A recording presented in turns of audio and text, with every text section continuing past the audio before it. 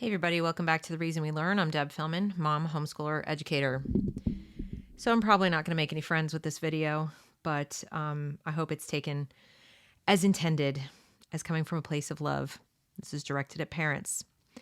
I read a series of tweets last night that made me sad and mad all at the same time at everyone involved, honestly, except the children. It's definitely not their fault.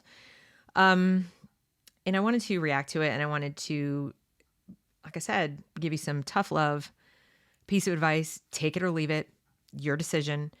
Understand that I've thought about this for a long time. I really have. I put out a video a while back saying, be careful what you wish for about the school's opening. People, didn't seem to get it. Not that they were watching my video, but they weren't thinking of it that way all these months. And then now it's becoming clear to me I need to be a little stronger in my wording.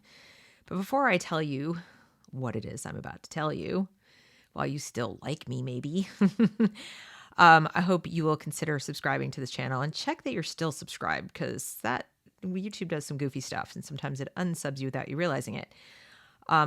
I hope if you do enjoy this content, or appreciate it anyway, that you will consider supporting the channel, joining my locals community, like the videos, share them, etc. And definitely comment too, because I really do want to hear what you have to say.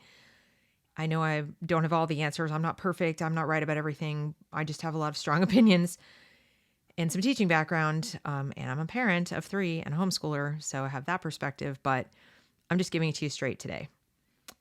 I read this tweet series from Ann Bauer. She's a writer and a mom. And she said she was listening in on a Zoom parents meeting in Minnesota. The topic was schools. And she said, as bad and sad and depressing as she expected it to be, it was worse. It was a wealthy district. They were talking to a senator about getting the schools reopened. There were parents who said they'd never seen their kids so dark or hopeless or unhappy. And, she said she believed it because this is a wealthy district. It's like Shangri-La. Over and over, because they were nice people. They acknowledged how lucky they were. Other people had it worse. They had money for tutors. They had all, the resources to cope with this, but still, they said they were just falling behind. Their kids were falling behind. Their kids were, feeling really dark. Kids who are athletes, who I really do feel very bad for. Those are the kids I feel the worst for, because they desperately need the school structure to have their sport. I mean, they can't just snap their fingers and go do that on their own. And they talked about suicidal kids and so forth. And, here's the thing.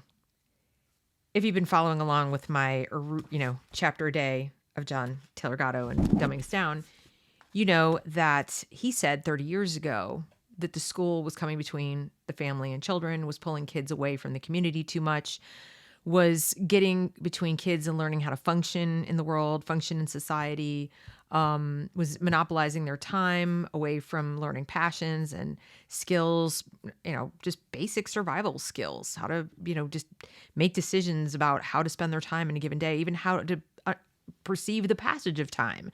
They're always in this state of constant now. They don't even, and then when you add in television and social media and all these things, and the tendency to hover over our children rather, and make all their plans for them, the adults in their lives have been, emotionally crippling them for years.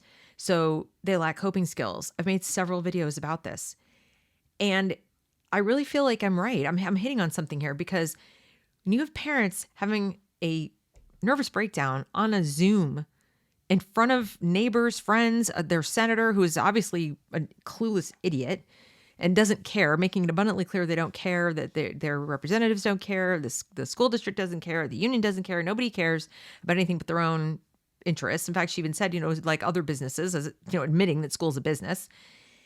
But if you're going to break down that much, that should be the warning flag to you. Not that the school won't open. Now, if you're upset because they've taken your money and have delivered nothing for it, welcome to the party. I mean, I've been complaining about this forever, okay? Just since forever.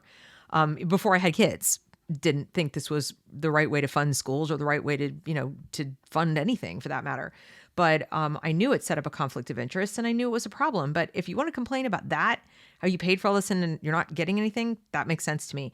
If you want to complain about the arbitrary, arcane way they're making decisions and just capriciously playing with your life and your child's life, absolutely, I'm right there with you.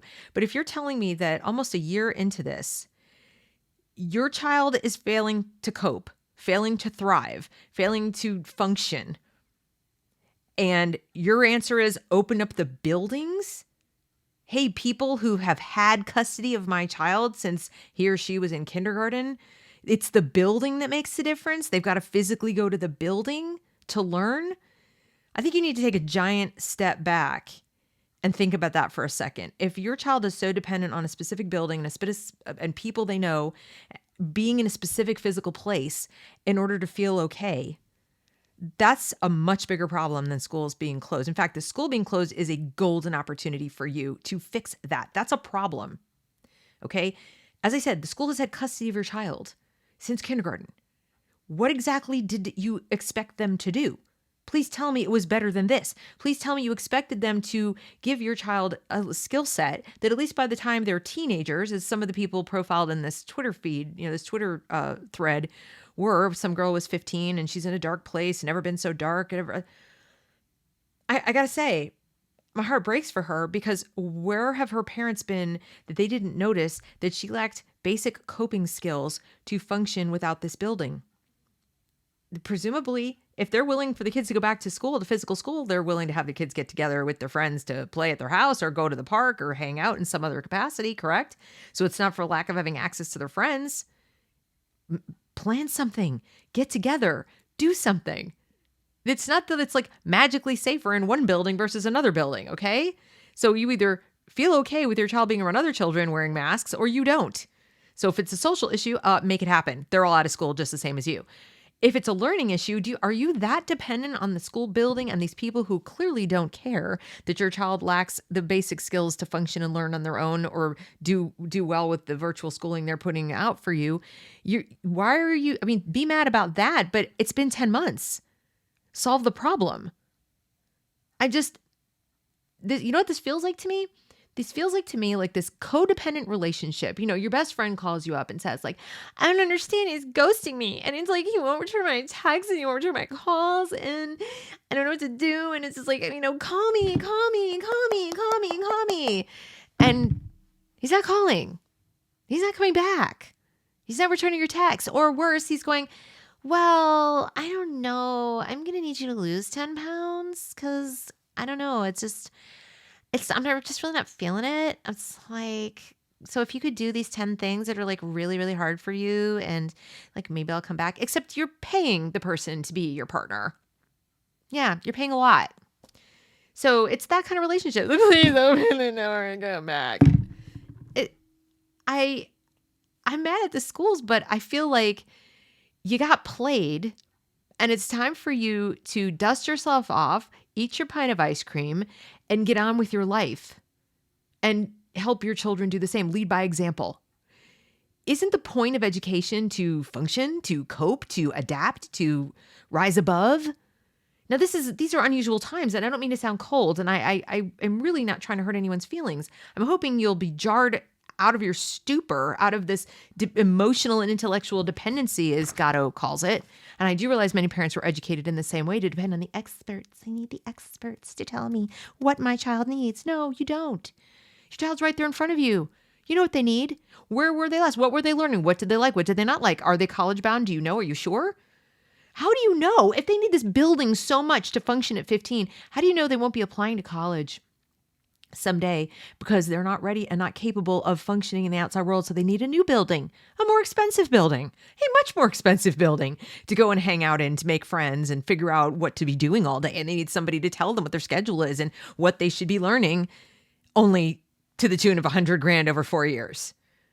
Is that really a reason to go to college? Because you haven't figured out how to structure your own time and your own life and your own learning without a building and a bunch of adults you don't know telling you where to go and what to do and what to think?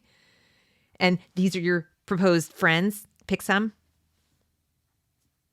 This makes no sense to me. Like I said, be angry about the money. Be angry about the bureaucracy. Be angry about the lies. Be angry about how duped you got. Okay, because that's what this is. Don't be angry at the person on the other end. They're just, the frog and the scorpion. The scorpion's going to be scorpion. Wake up and accept that it's a scorpion. It's just doing what it does. Okay? But now you got to go hop away. All right. And this is your opportunity. You're all together. Your family's all together. Lead by example. Be strong. Be tough. You can turn to your child and say, you know what? I'm looking at this a completely different way. I've been looking at this all wrong. You don't need this building. You don't need these people. And why do I even want you in the building with people who care so little about you and your well-being that they're just giving us the cold shoulder? They're ghosting us. They're treating us like they're dumping us and not giving us a call to let us know. No Dear John or Dear Jane letter. They're just, or like I said, words that making a list of demands that are horrible. So, I mean, tell your kid, like, this is not okay with me as your mom or your dad. We're going to figure this out. We're going to figure it out together. Meantime, who are the people you miss the most? Let's get something together. Let's get something going. Let's make a pod. Let's get you guys signed up for your own little virtual situation. Let's figure it out. Because I don't want to see you unhappy anymore. I certainly am not going to pretend that the people who've put you in this position because they've had you in their care for all these years and here you are, unable to figure it out for yourself. I'm not going to pretend they're going to help you. They're not going to help you, even if they open the doors in 5 minutes. They don't offer what you need, but I do because I love you. I love you and they don't, clearly. That's what you can do. That's what you can do because they're not coming back. They don't love you. They never did. This is your golden opportunity. The schoolhouse door may be closed, but a window has opened. Why don't you look outside? It's sunny there. Okay? So I'm sure to get some nasty grams, but I have to tell you how I really feel. I really do. I really think your children, this is your golden opportunity to give your children a life skill. Okay? And that life skill is coping, rolling with the punches. Seeing you have a nervous breakdown on a Zoom call isn't going to make them feel better. Okay? For about 5 seconds, it might feel like mom or dad's in my court, but you're not really teaching them how to react to these kinds of situations. You're reinforcing neediness. Is that what you want for your child? I certainly hope not. If you appreciate this sort of content, and I hope you do, because I do mean it, I truly do mean it with love. I hope you will like this video, comment on this video, share this video, and that's the video.